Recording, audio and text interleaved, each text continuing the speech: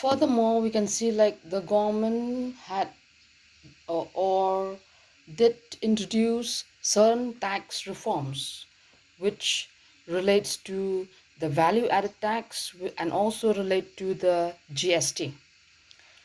Yes, if we talk about this value added tax, it is an indirect tax, okay, which are being imposed or charged on the sale of the goods and commodities.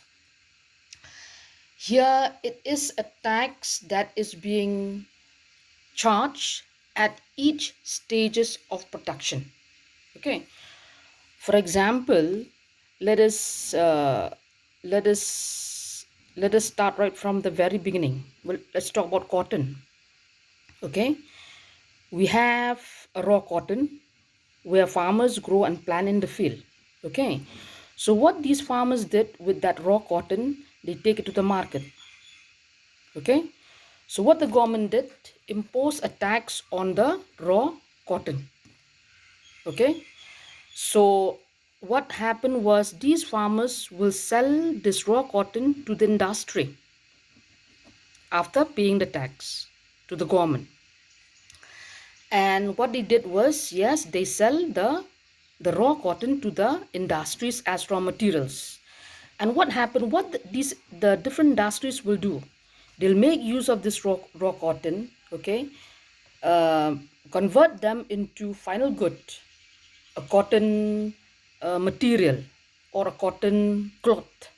Okay, and over there also there are process that is being going on. That means here when we talk about in that industry, there is a transformation from the raw cotton to the next stage. That means it has become so to say a material or a cloth where uh, so to say where tailors can make use to sew, to stitch whatever dress materials they want to make it. Okay, so yes, on producing that very cotton, okay, the government also impose a tax on them, on that very industries who are making or who convert that raw cotton to a cotton cloth or to a cotton material. Okay, and yes, from this very industries, this cotton material will again go to a tailor. Will again go to a tailor. What happened was the tailor will cut it, will stitch it into different size, different styles, so on and so forth.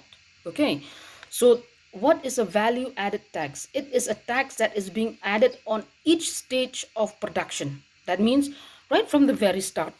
If we talk about the raw cotton comes from the field.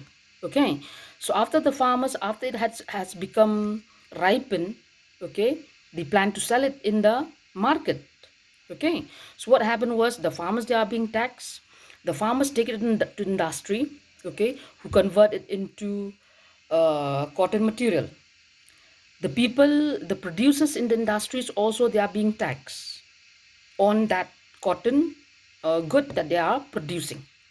And yes, the same good will pass on to the tailors who sew, who stitch, who make different designs, different kinds of clothing from that very same cotton um, cotton thing. So even the tailor also, he'll be taxed. Okay, so what is this value added tax? It is a tax that is being imposed at each stages of production.